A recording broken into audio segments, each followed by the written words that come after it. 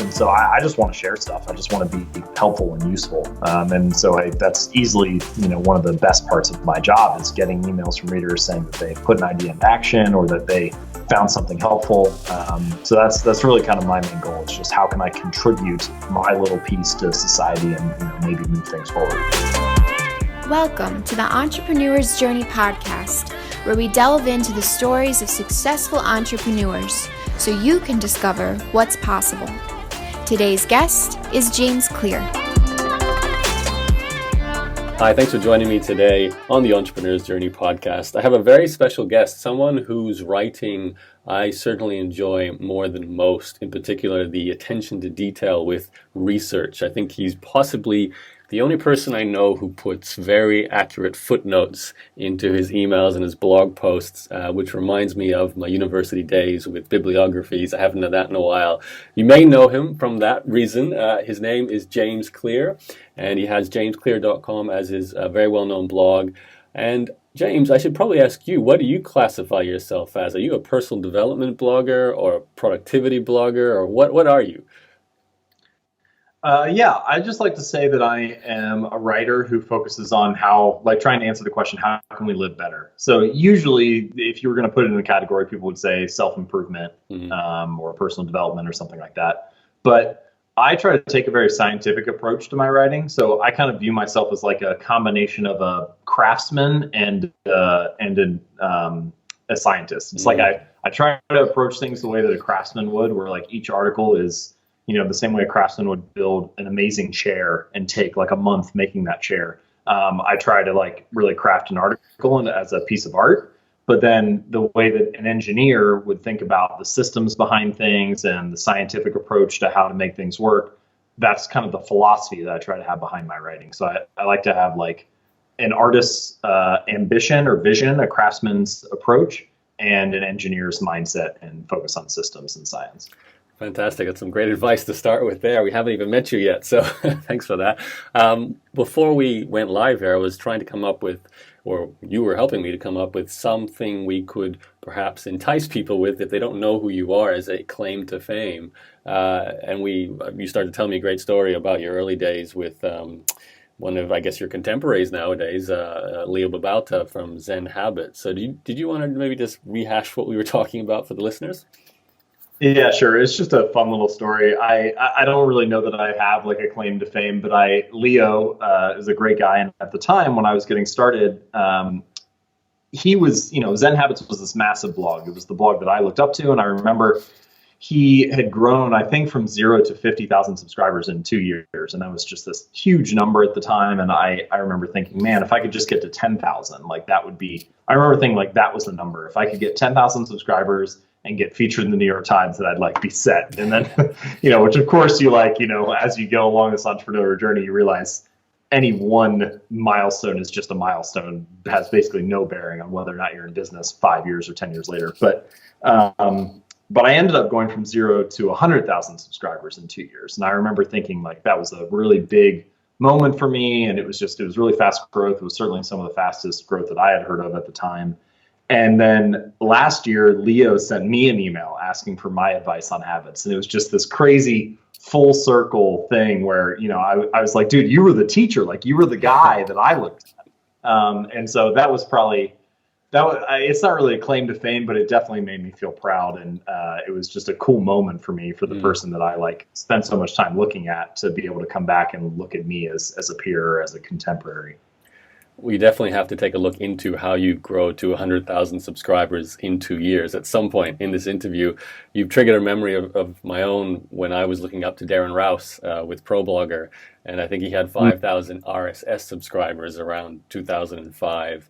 So my goal is to get to 1,000. And, the numbers have certainly changed over the years, I think, in terms of what we consider, big traffic. So it's interesting to hear these historical notes. But before we go into maybe the business story, I'd like to know a little bit more about your personal background. So, where are you originally born and where did you grow up?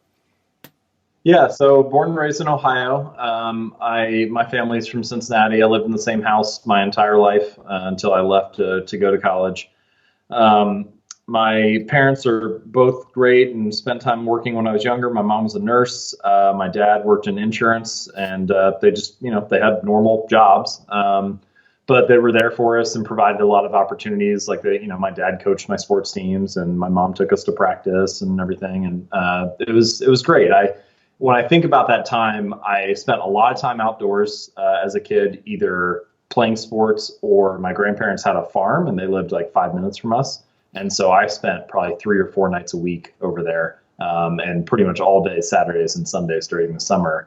My cousin and I would go in my grandparents' field, and they had like a creek, and we built this dam down there one summer, and just a lot of time outdoors.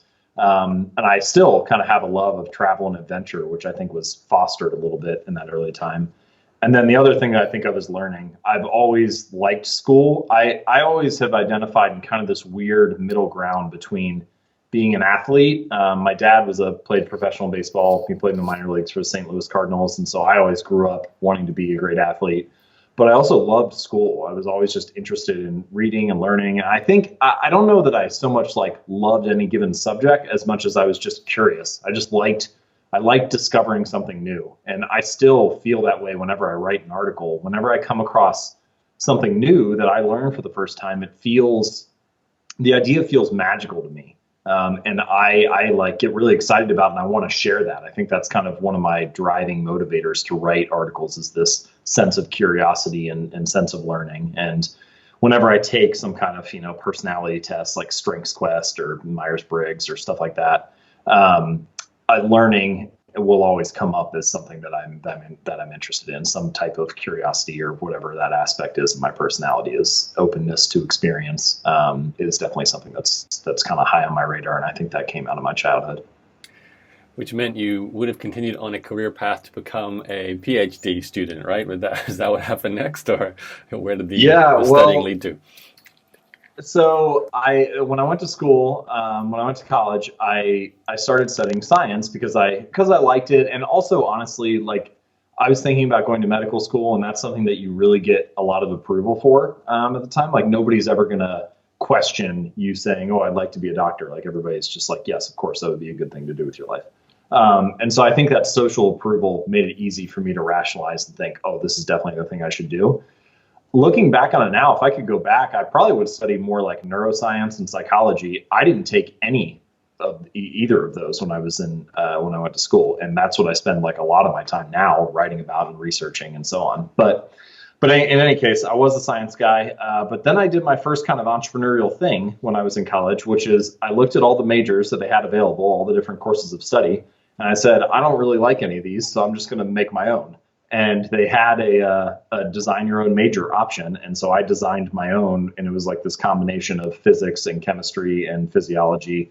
And so I still was taking a lot of science classes, but we ended up calling it biomechanics. And I spent a lot of time over the next 4 years studying kind of the science of how humans move and how the human body works. And that probably not only the foundation for my understanding of science now and how I write, but also just my interest in how the human body works and how the brain functions. So tell me how that led to what I really want to know is, in your mind, what were you thinking about it in your future? Like, what were you planning on, becoming as an adult, so to speak? Yeah. So, I mean, honestly, I spent a lot of time thinking about baseball when I was in college. So I spent most of my time thinking about how I could improve on the field and so on. So I didn't give a ton of thought, although I thought a little bit about where I was headed. And I think I just kind of assumed that I would go to graduate school, that I would either go to medical school or go get a PhD or whatever. And I was nearing the end of my time. And so I thought, well, I'm not sure what I want to do next, so I'll just go get my MBA. So I went to business school. And looking back on that time, I wasn't like super fascinated with business at the time, but what it did was it gave me 2 years to think and figure out what I was going to do. And that was kind of where I started to plant the seed of becoming an entrepreneur. So my job was to analyze venture capital investment in the region. And by job, I mean my graduate assistantship when I was there. So I worked in the Center for Entrepreneurship at the university. And I saw all these people rolling companies out and starting their own thing. And that was where I kind of got the itch to do the same thing myself.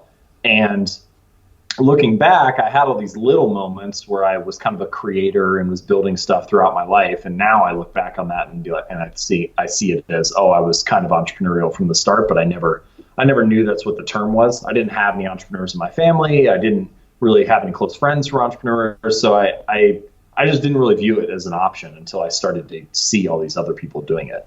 And then once I saw that, I was like, okay, maybe this is something I could do. And so I graduated and I went straight into trying to start my own thing after I got done. Can we timestamp this? I'm assuming you must have been 22-ish, and I don't. Yep, So I finished undergrad and I was 22. I went to grad school for 2 years and I was 24. And so this was 2010. And I graduated in the spring of 2010. And then right around that time, I decided to start trying my own thing. Okay, so prior to that, you must have been thinking traditional career path, not sure where. Obviously, you were thinking medicine initially, but that's a very different train of thought to I want to be an entrepreneur. Because for me, it was always I never, ever want a job. But it sounds like you were kind of figuring everything out along the way, and you were trying to give yourself space and time almost by studying to figure it out. So did you feel like as you saw these people be entrepreneurial, some sort of resonance with your own desire? And if you did, what was that desire? Was it for more money, more freedom to explore what you enjoy? Did you want to travel? Like, what was the impetus for you to become an entrepreneur? Yeah, it's a good question. I did pursue a career in medicine, or at least start to pursue it a little bit. So I studied for the MCAT. In between my first and second year of grad school, I had a job at a physical therapy, orthopedic practice. So there were about 15 doctors and 200 employees. They had a physical therapy unit. And I was the business intern there, so I did a lot of different stuff, but I also got to go in on 30 different surgeries that summer. Oh, wow. And while I was in the operating room, I loved it. It was really cool. I remember one of my favorite surgeries that I saw was this guy had come in and he had fractured his collarbone, his clavicle, from a BMX bike. He had launched over the top of it while he was doing a trick or whatever. And it was in 7 or 8 different pieces.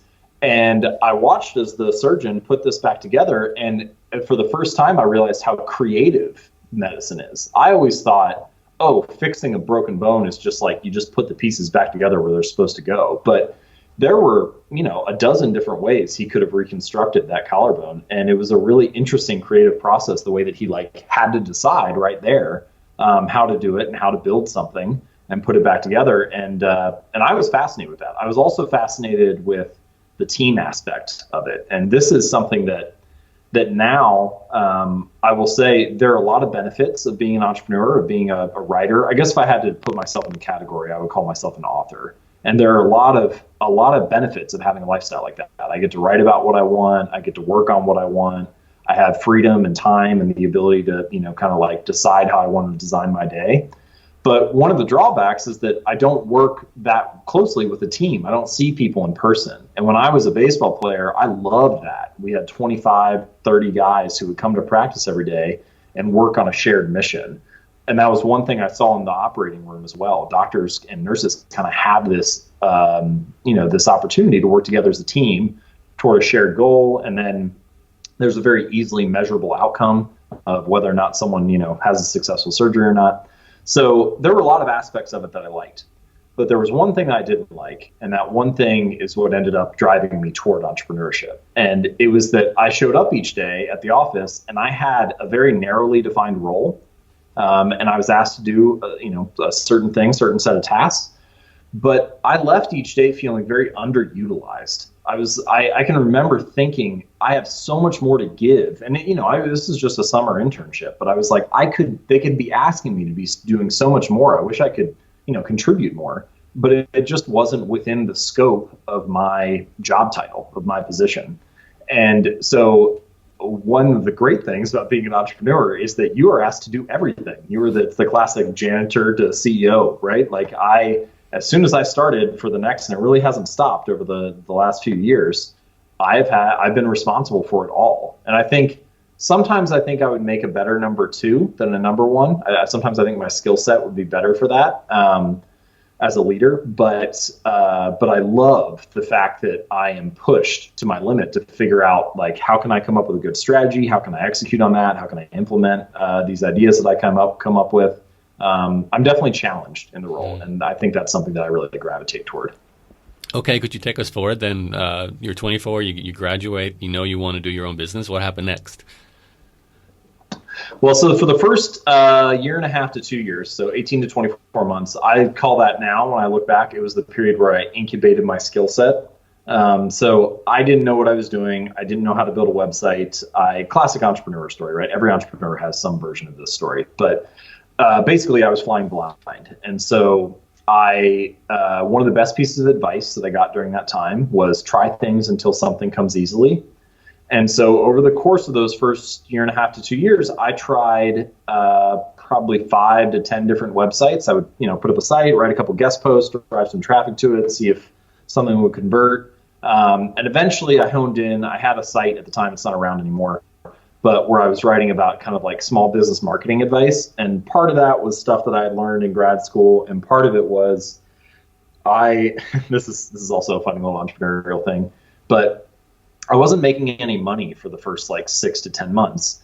And so in order to pay the bills, I just had taught myself how to build a WordPress website. Like I could do very little, but I could at least get a site up and like design it in some rudimentary fashion. And so I reached out to a bunch of insurance agents, some of which who I knew through my dad. And all of these guys were like 65, 70 years old. They knew even less about building a website than I did. And they needed new websites, and so I built new websites for them for like $1,000 or $1,500, and that was how I made enough money in the very beginning, the first like 6 to 12 months to keep myself sustained. And then once I crossed like the year and a half mark, that was when I started making enough money from the site through like ebooks and products that I could at least not take on freelance clients anymore. And then eventually, about 2 years in, I switched over to jamesclear.com. Okay. I feel like there's a little something missing here. So you want to be an entrepreneur. You had obviously seen all these examples, but you kind of became a writer, I guess, more like you said. You see yourself as an author.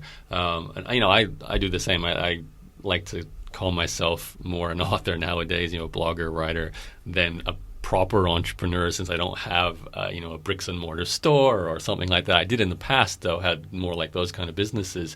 Did you do any kind of business project that was like anything, the flower store, the architect, your own, literally anything? Or did you know straight away that you wanted to use your words as the foundation for income, and the internet seemed like the right path? And if that was the case, did you have any clue about the business model of online writer and how that actually works at that point? Well, so I kind of stumbled into writing, or it kind of came into it through like a trap door, I guess. So when I started, the very first business idea I had was I started as a software entrepreneur. I guess we want to use that term really loosely. I spent $1,500. This was like 2 months after I graduated, and hired a couple developers on Elance to build an iPhone app. And at the time, iPhone apps were really hot. A lot of people, I'm sure there's still plenty of people making money off of them now, but at the time they were like the new big thing. And I had them build a photography app, and I think in total, before I shut it down like a year later, I think it made $17 or something like that, $19. So very immediately I lost a bunch of money or at least what felt like a bunch of money to me at the time. And I realized the reason that this thing flopped was not because I had the app built or it was a bad idea, but because I had no way to market it. I thought, if you build it, they'll come, and nobody came. And so that was when I started reading up, how do you market things? And then I came across this idea of an email list and of having an audience to market to. And so the reason I started writing is because I had ideas that I wanted to share, certainly, and I was looking at people like Chris Guillebeau and Leo Babauta at the time who had these blogs. So I was familiar with it, but I also realized that I didn't have any way to sell anything. And so over the course of those, first year and a half to 2 years, I read up a lot, did a lot of research on how to build an audience and how to build an email list and what a blog was used for. And I think I would still define it this way. A blog is mostly just a marketing channel. It's a way to distribute information or get attention. It's not really a business model by itself. Some blogs can be. If you run like a food blog and put ads on it, then and you get 10 million page views a month, then you can make good money. But the type of blogging I was doing that was informational and related to self-improvement and a scientific way of looking at how to improve life, that it wasn't going to be ad-based. It was probably going to be course-based, and the blog was the way to get the audience for the courses or the books or whatever. And so I eventually came to that realization after a couple of flops. Okay, so it's fantastic you moved so quickly into, I guess, information marketing and writing and teaching, and you knew to sell products too. I think so many people go through an advertising phase or an affiliate marketing phase, but you were confident in your products were the path. And I feel like we have to give a lot of credit to maybe the people who were doing that at that point, Leo, Chris Killaboo, and everyone else, because they, and I guess I was also doing that at the time. We were all kind of demonstrating that that's even possible, right? That's also a way to make a great living. So, did you need to fill any gaps in terms of, I don't know, even how to you know how to do WordPress, right? But did you know how to do email marketing? Did you know how to set up, a membership site and take payments online? All these sort of basic but yet quite technically challenging skills you need to learn. Yeah, if there's a possible gap, I needed to fill it. I had no skills starting, so everything that you're saying, like how to buy a domain name, I didn't know how to do that in the beginning. So everything from buying a domain name to building a course and accepting payments, anything in between there, I had to learn. So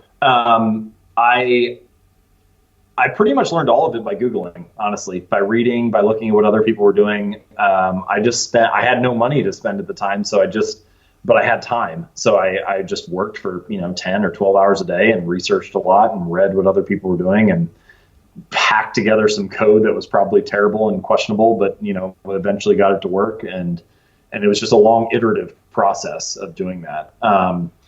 And eventually what I was hoping to do was just to build at least some kind of backbone, some kind of, structure there for the business so that I could do what I really wanted to do, which was share useful ideas to try to spread something that was accurate and helpful and engaging enough that people would want to read it. And it took me a while to figure out those basic business skills to just let me do that. And thankfully now, it's easier, and I think probably as time goes on, it will get just increasingly easier to do all those basic things like put a product up and accept payments and whatever. And I think that's great. I think you already have seen, just in the short amount of time that I've been writing, when I started, the quality bar for writing, it wasn't as high. Showing up counted for a lot. And if you just showed up consistently, then that alone could get you separation. Now, it's easier there are less technical hurdles. And so because the barrier to entry is lower, the quality of the work has to be higher. And that can be a little bit challenging, especially, if for people who've been around a while and they had a certain standard that they were like, oh, I thought this was good enough. And then suddenly it's not. I think that can be frustrating. And I have had to raise the quality bar of my writing just in the last 2 or 3 years. But on the whole, I really like that. One, I've mentioned this before, I like being challenged. So I like challenging myself to put out better work. And two, it's just better for everybody if the ideas have to be better. So I think on the whole, we all benefit in the long run, even though, living and dying by the quality of your ideas and the depth of your work and research, I think is probably more important now than it was before when when it was just harder to get started and you could kind of use that technical barrier to entry to insulate yourself.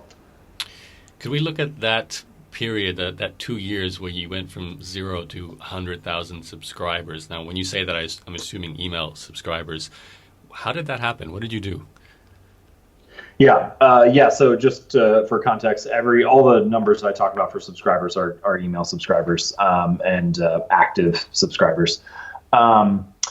So I spent the first year and a half to 2 years working on those other websites. And then eventually, about 2 years in, I realized that really it was about a year in, I realized I was interested in a lot in like habits and behavior change and improvement. And I had, kind of done a lot of this stuff without realizing it when I was younger. And then now I started to get into the research of it more and kind of how it worked. And so for a year, I wrote in private about those ideas. I had this Word doc that got to be like 60 pages long. And eventually, around 2012, I was like, okay, it's been long enough. Like you've got, plenty of material here. You just need to step up and publish it. And I had all kinds of excuses for why I didn't get started. For a long time, I didn't have a brand name. I thought that I still have a spreadsheet of like 400 brand names that I brainstormed, and none of them were really very good. And so eventually I was like, you know what, if Seth Godin's name is good enough for him and Oprah's name is good enough for her, I'll just go with jamesclear.com and I can figure it out later. And I'm still figuring it out later, but Well, I'm glad that I've got my name on. Yeah, and your last name is very appropriate for what you write about, I have to say, James. Yeah, thank you. I guess I kind of got lucky there. I didn't have much control over it, but it did work out well. So November 12th, 2012 was the first day that I published an article on jamesclear.com. And for the next Monday and Thursday, so twice a week for the next 3 years, I published. And that is the unsexy but most important answer to how did I grow from 0 to 100,000, is that I published 2 articles a week for the next 3 years.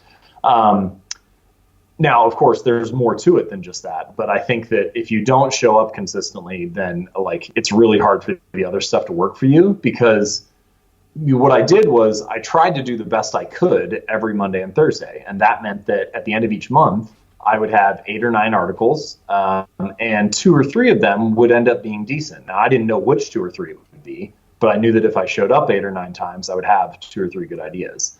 And every marketing strategy you could think of, from social media to SEO to partnerships to whatever, they all work better when you have good content. And so by kind of setting that foundation of the content, I was able to set myself up to use some of those marketing ideas in a more strategic way, or to, at least be more effective when I put my time toward marketing. So what kind of marketing did you do? Because I know especially the timing you started at, compared to when I started, I could literally just write and blogs would just link to me and Google would love me. But you started a period of time where it's not just going to magically happen. You actually need to proactively seek an audience and seek incoming links. What were the tools or techniques that you did during those first 2 years? Yeah, so there are a couple things to say here. So the first is there are very few traffic sources online that end up lasting for a long time. Like a lot of traffic sources dry up is maybe the wrong word, but things change. So for example, there was a period of about a year to a year and a half where I got a lot of traffic from Quora. And now I get basically none. Like I don't even know if they're in my top 50 traffic referrers from last month. Now, there are a few kind of kingpins that continue to last and send traffic year in and year out. Google is the most obvious example. And Facebook, I think, also qualifies, although, who knows what will happen with social media over the next, decade or whatever. But those kingpins, those big sources of traffic that send a lot, the challenge of them is they often take a while to build up. So, for example, my site got very little Google traffic the first year. It got more the second year. Like, I don't know what the numbers are, but say I was getting 1,000 or 5,000 visits a day from Google after 1 year. Maybe I was getting 2,000 or 10,000 a day after 2 years. And there's no mystery there. I just had twice the amount of things to rank, right? I had, if I wrote 2 articles a week, I had 100 articles after the first year, and then I had 200 after the second year. So Google was a very slow burn for me. It took a while to create enough content that things started to rank. Facebook has been even slower for me because I put all of my energy into building an email list, and I didn't even have a Facebook page until like 3 or 4 years in. I guess 3 years in. I'm coming up. This November will be 5 years for jamesclear.com.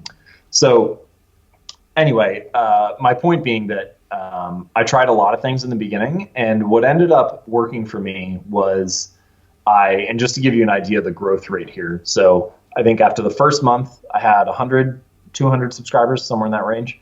After 3 months, I was around 1,000. After 6 months, I was at 6,000.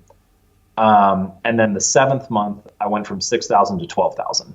And so I doubled there in 1 month. And ever since then, it hasn't really slowed down. I think at the end of the first year, I was at like 34, 35,000. The end of the second year was like 100. The end of the third year was 200 or something. Anyway, and now it's like 400 and I don't know, 410, 420, somewhere in that range. So the growth, what changed there? What changed between that 6th month and that 7th month? Well, like I said, some of these traffic sources have dried up now, but so Quora was a big help at the time. They had this blog function, and I would take my blogs and I wrote everything on my site originally, and I still do that. I think that my site should be the one place where all of my content lives. Like if you're going to come to one place on the internet where you want to see everything that James Clear has created, it should be jamesclear.com. So any other site that runs my stuff, they only have a selection of a few articles. They don't have it all. So anyway, I took a couple of the good ones and I published them on Quora. And at the time, Quora actually would email out articles that did well to their entire user base. So I got featured in a couple of their newsletters, and some of those articles went viral and got like 40,000 shares on Facebook or whatever. And so I was getting a lot of people coming back that way.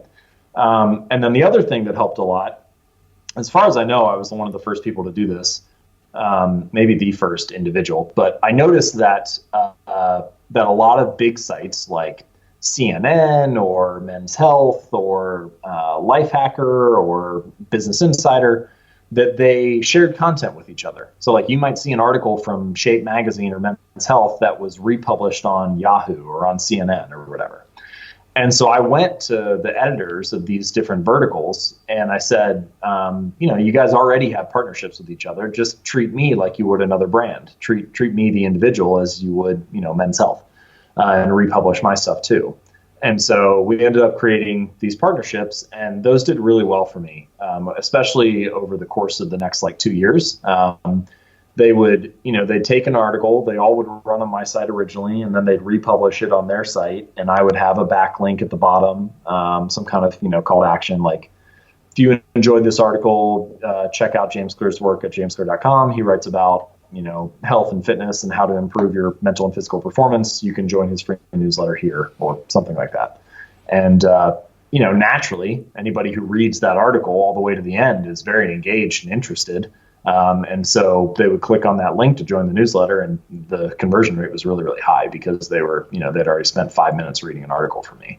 So those were probably two of the main ways that I ended up growing early on there over the first year or two.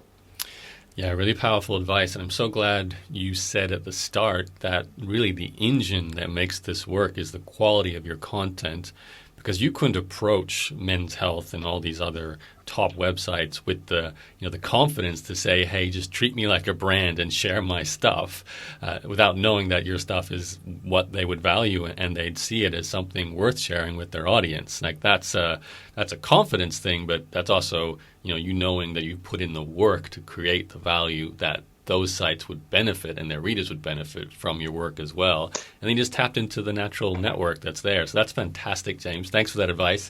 I'd love to know the monetization part of this. So you're obviously had this explosive email list growth. And again, also, thank you for emphasizing that you focused on email as your main driver. It wasn't social. It was grow my list. That's very smart. How did that first turn into an income stream for you?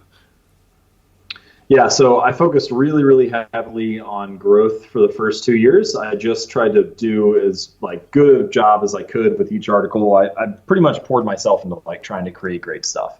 And to be perfectly honest, if we lived in a world where you didn't need to make any money, I would probably just do that all the time. I really love that. Like I said earlier, I love learning, and I like the magicalness of new ideas. And so I just want to share stuff. I just want to be helpful and useful. And so that's easily, one of the best parts of my job is getting emails from readers saying that they put an idea into action or that they found something helpful. So that's really kind of my main goal, is just how can I contribute my little piece to society and, maybe move things forward for the better. But once I had done that, once I had spent some time working on growth and building up the audience, then of course I start naturally thinking, okay, like what are the business opportunities here? And to be perfectly honest, my site is probably very under monetized, and that's fine with me. I'm not really worried about it. I make plenty of money and like live a good lifestyle, so I'm not stressed about that at all. I also think a lot about Craig Newmark, the guy who created Craigslist. He had a quote where people asked him like, why is Craigslist like 98% free basically? Like why do you guys only charge for a few things? You could make so much more money if you charge for other listings. And he said something to the effect of, there are people who make a lot of money up front, like Bill Gates and Warren Buffett and whoever. They stack up billions early on, and then they give it away on the back end. And he was like, I always just kind of thought about like giving it away on the front end, basically. Like this is how I'm contributing to society, is by trying to give away as much free stuff as possible early on. Mm. And I like that idea. I like the idea of trying to give my stuff away on the front end, of trying to be as useful as possible, and sharing 2 free articles a week or whatever it may be, so that people can benefit. So anyway, all that to say, yes, exactly. And so I ended up dividing. I think right now the revenue is divided into 4 different streams. So courses, for a little while I would do like a workshop. I call them workshops, but I would do like a seminar. So I would do like the habits seminar, procrastination seminar, the willpower and motivation seminar. And so in each one I would break down for like an hour the science of how procrastination works and how to overcome it, or how habits work and how to build better habits and break bad ones. And those did well. I would do like one of those a quarter. But then eventually I just realized that like a lot of these ideas are related, and habits are the central thread that kind of weave their way through a lot of my work. And so I ended up creating a premium course, which I call the Habits Academy. And we have a couple different tiers. We got like bachelor's, master's, PhD. And that's kind of like the one-stop shop for like, if you want everything you need to know on how to build better habits, it's in this course. So that's our premium level course. Then I have books. So I signed a book deal with Penguin Random House and to write a book about habits, which will be out soon. And then speaking, I don't do a lot of paid speaking. I'd like to do, I do maybe like 1 every month or 2. I think 8 to 10 a year is kind of my ideal pace for that. And then affiliate revenue. And I'm very strict about affiliate stuff. So like we don't do any courses. I'm not an affiliate for any online products or digital stuff for the most part. But what we do is that whenever I write about an article, I'll often cite ideas from a book. And so I'll mention that book and link to it on Amazon. Or I have like an ultralight travel guide where I break down my travel strategy that I've used in like 25 different countries and how I travel with one bag and so on. And so some of the products in there, like the backpack and the camera and all that type of stuff, we'll link to with affiliate stuff. Again, usually on Amazon. And Amazon's affiliate rates aren't great, right? You're making like 8% or something on a sale. But my site's getting over 1 million visitors a month at this point, so that it still adds up for me. So those are the 4 main areas: courses, books, speaking, and affiliate. I'm mostly curious with the courses angle. How do you market them? Like, do you have regular promotion emails going out? Do you do launches? Is it a little signature in the footer of your articles? Like, how are you selling your stuff? Yeah, so to be honest, we're still testing a lot of it. We're always kind of iterating with it. The current model that we have is we do have a little link in the footer of each article. So I send out my new articles, and at the bottom it's like, if you want more from James, you can check out his reading list here and check out his course here and whatever. So the course is listed there. So some people just click through that way. But the way that most people hear about it is that we have some automation set up in our email marketing system so that if people read a certain number of articles or open a certain number of emails, their lead score will hit a particular number. And so it's basically the amount of engagement that they have. And so once you have shown that you're a fairly engaged subscriber, then we send you like a little series of, I don't know, 3 or 5 emails over the course of a week or two, just saying, you may enjoy this course. Here's what it's about, blah, blah, blah, blah, blah. So it's kind of a very passive strategy to launching in like an evergreen way. And so basically each week there's kind of a new cohort of subscribers that have hit this lead score threshold, and they kind of get taken through and told about the course. I think because it's a course about how to build better habits, that applies really well to, the start of the year. People are coming up with goals and New Year's resolutions and so on. So I think I may do kind of like a yearly, like an annual enrollment of, the 2018 class or whatever. And every January kind of just tell everyone about it. And it's kind of a large broadcast to the whole audience and kind of bring everybody in at once and maybe do like a Q&A session with me and stuff. But for the most part, it's an evergreen strategy. Okay, interesting. You're the first person I've interviewed who purely does lead scoring to invite people through a sales sequence like that. So that's interesting to hear. I am curious, if you can share, what's the criteria for the lead score? Is it like they've read or clicked on 5 links in the last 5 weeks or something? What is the criteria? Yeah. So the things that we measure are website visits, email opens and clicks. And I think those might be the only two that are in there. But what they do is that basically that level of engagement, they're clicking and opening and reading. I don't remember exactly. I have Lindsay, my kind of email marketing master. She handles all the marketing stuff. So she sets up all the funnels and everything. But I'm pretty sure that each article and each email counts for like 1 point, basically. And so you just keep stacking these points up based on your level of engagement. And then once you cross a certain threshold, you get put into that cohort for the next week. And I don't remember exactly what the threshold is, but something like, 20 or 30 or somewhere around that range. It's not some crazy high number. Yeah, that's very cool. Okay, James, the last sort of 5 minutes here before we run off. I'd love to maybe just turn the focus onto the listener here who might be an aspiring author such as yourself and loves the idea of sharing quality content, but maybe in the past has struggled with audience growth, monetization, turning into a full-time income, especially if they're, maybe have a mortgage, family, kids, things that are keeping them trapped to a job that they feel they can't quit or something like that. What advice would you give to them if they want to make the transition, albeit even in your case, you can see it wasn't like an overnight success story. It takes a few years. But what advice would you give to them to make that transition, especially if they're feeling like they want to write more, but they can't because they can't make enough money from it and so on? Well, I think the first thing is to decide what kind of lifestyle you want and then work backwards from there. So what do you want your average day to look like? Because a lot of the time, the success that you see other people having is not nearly as sexy as it appears to be. It's not people talk about the results of things. They talk about how many email subscribers they have or how much money they made in a launch. But they very rarely talk about the process behind the scenes.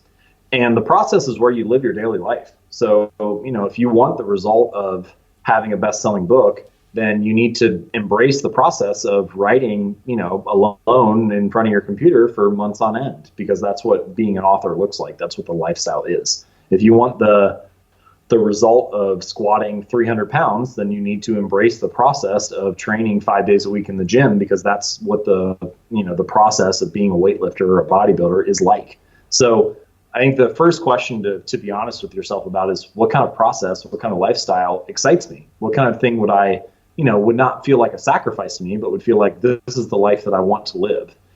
And what's interesting is that once you get an answer to that question, there are many ways to make a living. I mean, I have friends who make a full-time living cooking every day. You could do it by being a professional chef. You could do it by running a food blog. You could do it all kinds of different ways. But if that's the process that you love, if you love baking and cooking things, then you can figure out what the business model should be.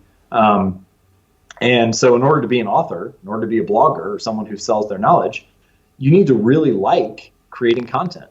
I didn't know that I would like writing as much as I do. And I'm glad that I do, because I don't know that blogging would be a good career for a lot of people. If you don't like writing, don't do that. If you like podcasting, for example, then you could do it that way. Or if you like creating video, then you could do it that way. I think it's important to figure out what kind of medium or what kind of lifestyle resonates with your mind. And like video is another good example. I kind of feel a little bit awkward on video. I don't know that it's the right thing for me. But the other thing is processing video takes a lot of time and is just annoying to me. I don't want to sit down and do that all the time. But if you want to be a professional YouTuber or a professional vlogger, that's what your lifestyle is like. So some people will like that. They'll find it fun to come up with the transitions and splice things together and whatever. But the central point here is figure out what kind of lifestyle resonates with you and then back into the business model from there. What does your lifestyle look like right now, James? Day in the life. So most of the time it's fairly quiet. I don't work with music on. I work in a home office. I don't have other employees around me. That is both an advantage for doing deep work and a disadvantage for some of the things I mentioned earlier in the call, where I really like, a team atmosphere and being surrounded by people working toward a common mission and so on. So I'm thinking a little bit about that for, once this book gets done, how will I transition a little bit there and, figure out a way to work more in person with people or have team retreats and things like that, because my team is all remote. But to answer your question, I wake up in the morning, I get dressed, take a shower, get ready for the day. I usually grab a cup of tea and then I sit down and write for the first 3 to 5 hours of the day before I have lunch. Lunch is usually my first meal, aside from, the tea, and maybe I'll have a banana or something, but usually I just kind of go fasted in the morning. And then, so that's usually when I do my creative work. And then in the afternoon is when I schedule calls, interviews, check up on email, do any of the tasks that don't require a lot of like great creative effort or mental, the same kind of mental energy on my end. And then, I go and lift at the gym from like 5 to 7, somewhere in that range, usually for about an hour, maybe an hour and a half if it's a long workout. Come back, make dinner, hang out with my wife and just kind of chill for a while. And then I usually start working again around like 9 or so at night and do like another couple hours between like 9 and midnight, maybe something like that. If I'm busy. If I'm not busy, then I'll just go to bed or read a book or whatever. All right, interesting. Sounds like a fairly relaxed lifestyle, very focused on what you enjoy. So that's great to hear. I think the simple answer for where to find out more about you is jamesclear.com. But are there any other websites or resources you want to share with listeners? So jamesclear.com is definitely the best place to check out my work. If you're interested in reading more about how to build better habits, I have a free habits guide. That's at jamesclear.com/habits. It's called Transform Your Habits. I think it's like 45, 46 pages. It kind of summarizes a lot of the science and approach on how to do that. And otherwise, I would say just click on the articles tab in the navigation, and I kind of break things out by category and try to make it easy for you to dive into what's interesting. So just poke around for a few minutes, and hopefully you'll find something you like. Definitely subscribe to James's email list. I've been on there for a while now, and I've actually blatantly copied his style at the moment as well. I love the content in the email style, which not many people do nowadays. So, but James, thank you for taking the time to share the background story and some of the highlights of how your business has grown and how you monetize it. That's really been quite insightful. And, good luck with the future. I know you've got big plans with the book coming out soon. And obviously, the more writing you get out there, the more people you're going to help. So, keep up the great work.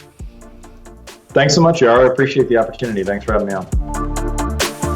I hope you enjoyed that episode of the EJ podcast. If you're interested in following in the footsteps of myself and many other successful people who use blogs to grow a business, then I invite you to download a free copy of my Blog Profits Blueprint report, which has been downloaded over 150,000 times and is the starting point for many very successful bloggers today. It's an A to Z guide on how to choose a topic, market your blog, set all the technology up, and of course, make money from blogging as well. 100% free in audio and written text. You can get it from blogprofitsblueprint.com. Just enter your email address there and I'll send you a free download for the Blog Profits Blueprint.